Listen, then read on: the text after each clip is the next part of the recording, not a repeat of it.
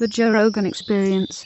So if you Harvey Weinstein. Yeah, convicted, going to jail, son. and that's just in New York. He still has to get tried out here. Oh, he's got a bunch of trials. That's just one. Have you seen how much he has aged in the last yeah. like 8 months? Like me and my wife were watching him on the news last night. We go, I saw him on a red carpet a couple of years before that, and he was like vibrant, and just the stress and the guiltiness and everything is just beating him down. I don't think he'll even make it to jail. I mean, he might kill himself.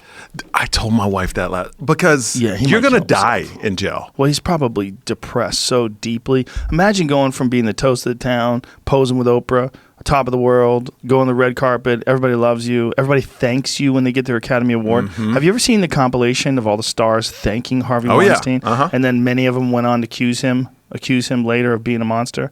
But meanwhile, they're just praising him. Well, don't you have to play that game? Fuck. Don't you? I don't know. I guess. I talked about this yesterday. Owen Smith and I were talking about this yesterday. We were on the podcast. We were talking about like how much I'm so happy I don't have to go on auditions and I don't act and I don't want to be a part of that anymore. That's one of the reasons when people think like, God, why is everybody in Hollywood so fake? It's because they're all trying to get cast in something. It's true. They're all trying to get accepted by producers and casting directors and executives. And so they're all just like hedging their bets, like playing it safe. Like a guy on a first date, just a bullshit artist. Just like a fucking slick guy with loose morals on a first date, trying real hard. Is this him getting arrested? And how long ago was that? Where's his fucking walker? He's walking perfect now. How come? How long ago was that? This was yesterday when he was walking out. Yeah, he was all Here's like... the thing. Why do they have to cuff him? Do they think that fat fuck's going to kick anybody's ass? I like it. What's up with that? No, cuff him. But isn't it weird? No, it's great. The cuffing thing is weird when you, like, if someone's, I guess... If you don't cuff him, he could run away. And he could run away. He could run where? He could run where? His little fucking toothpick legs and his big old belly. Look at that meatball belly. He ain't going anywhere. That dude ain't running. But here's the thing. It's like, I guess he's accused of violent crime, so you have to cuff him, right? If someone's accused of murder and they're convicted, you got to cuff him. What happens to him if he goes to jail? Does he get Epsteined? Like, do prisoners... I know with any kids, if you mess with any kids... It's old video, apparently. Yeah, I thought so. He doesn't look like that anymore. That's probably 2-3 years ago, right? Oh, that was when he initially got arrested? Yeah. I'm about to say that's not him. Well, now he looks... That was one of the things that the court artist...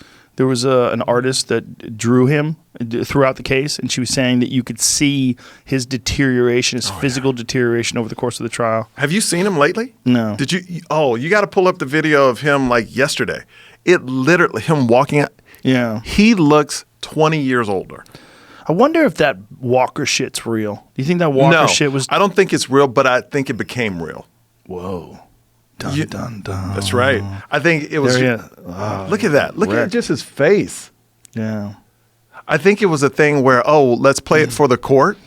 And then he just got so broken down through the process, which he deserved. And it just took a toll on him, man. Look at him. The video you just showed is like 2 years old.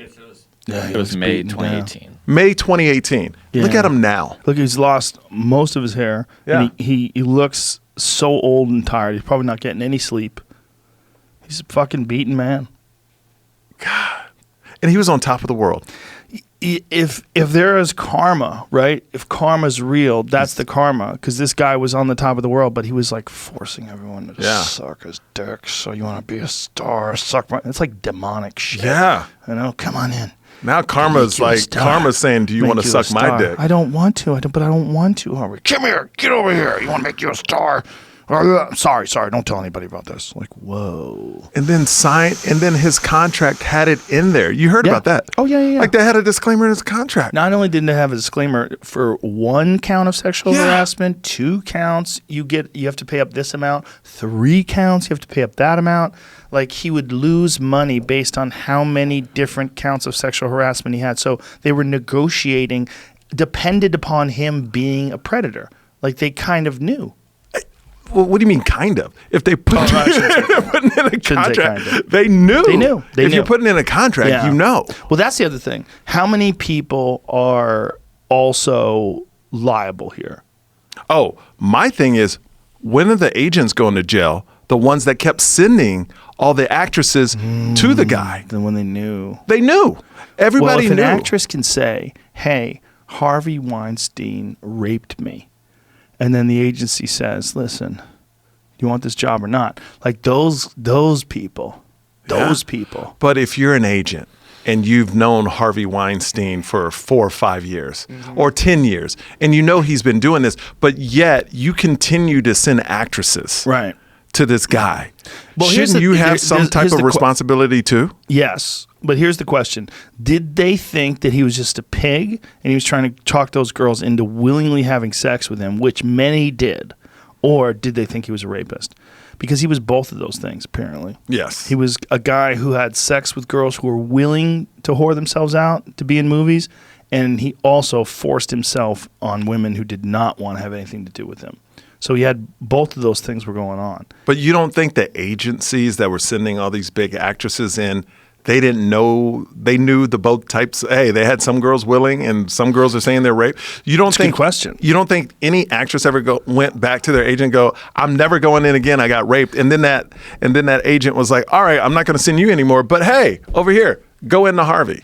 Well, I like the way you're negotiating here because the way you're saying it doesn't give a person an out. You're saying you don't think, because no one's saying that they don't think that. Yeah. No one's arguing that they don't think that. So you're saying you don't think that. So you're learning from that book. Yes. Very clever.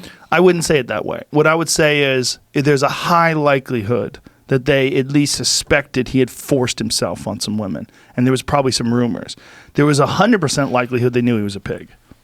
There was a high likelihood that there were some stories about some things that he had did that were probably criminal. High likelihood. I don't know how many people were privy to those stories. I don't know how deep it got in. Whether, I mean, like if you're an agent, how many actresses do you actually get to send to Harvey Weinstein? How many, I don't know. I'm sure whoever he wanted to see. Right, but I don't know what that number is. Yeah. I don't know how much they actually knew.